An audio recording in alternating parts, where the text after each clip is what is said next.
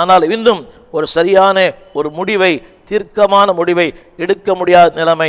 இதற்கு மத்தியிலே என் நண்பர் ஜெபிப்பார், வசனம் சொல்லுவார், பல முறை என்னோடு பேசுவார், ஒன்றும் என் காதலே ஈடுபடவில்லை.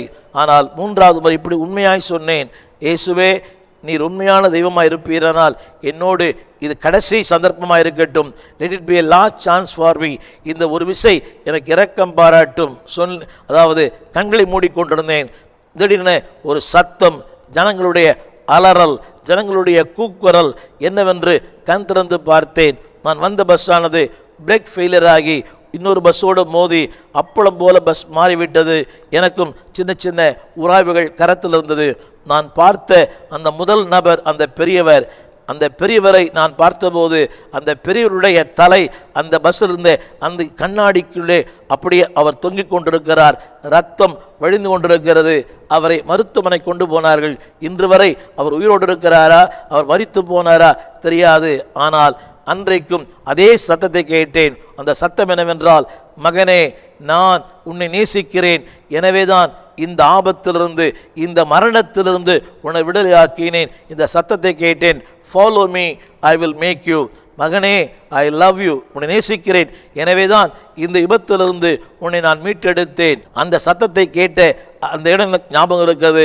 மறைமலடிகள் பாலம், அந்த பாலத்தில் மத்தியானம் ஒரு 2-3 மணி இருக்கும், முழங்கால் படியிட்டேன். நான் சொன்ன ஒரு வார்த்தை, இயேசுவே இன்று முதல் உடைய பிள்ளையாக இருப்பேன். வாழ்வில் என்ன வந்தாலும், என்ன பாடுகள் வந்தாலும் இயேசுவுக்காய் வாழ்வேன். அந்த நாள் எனக்கு ஞாபகம் இல்லை. அதாவது கல்லூரி சேர்ந்த அந்த முதல் வாரம், அந்த SIVT கல்லூரி கௌரிவாக்கம் சேர்ந்த முதல் 2வது வாரத்தில் இந்த சம்பவம் நடந்தது. ஆண்டவர் அன்றைக்கு என் வாழ்க்கையை அர்ப்பணித்தேன். என் நண்பரோடு இந்த சம்பவங்களை சொன்னேன். திரும்பவுமாக அவர் என்னை ஒரு ஆலயத்திற்கு கூட்டிக் கொண்டு போனார். வேதத்தை வாசிக்க ஆரம்பித்தேன். பல நாட்கள் ஆலயத்திற்கு போனேன், ஆனால் ஞானஸ்தானம் எடுக்காமலே இருந்தேன். ஒரு நாள் அந்த போதகர் என்னை பார்த்து சொன்னார், தம்பி நீண்ட நாள் ஆலயத்துக்கு வரீங்க, ஞானஸ்தானம் எடுக்கலையே. நான் சொன்னேன், ரொம்ப கஷ்டம் ஏன் அப்படின்னேன். அவர் சொன்னார், நான் தானே கொடுக்குற, உனக்கு என்ன கஷ்டம்? நான் சொன்ன ஒரு வார்த்தை, சாப்பாடு இல்லாமல் இருப்பேன், சினிமா இல்லாமல் இருக்க மாட்டேன் அப்படின்னு சொன்னேன். அவர் சொன்னார், நீ ஞானஸ்தானம் எடு தம்பி, ஆண்டு எல்லாம் பார்த்துப்பார். 30/8/1970, திரும்ப சொல்லுகிறேன், 30/8/1970 ஆகஸ்ட் மாதம் 30ஆம் தேதி 1970ஆம் ஆண்டு கர்த்தருடைய வசனத்திற்கு கீழ்ப்படிந்து ஞானஸ்நானம் பெற்றேன்.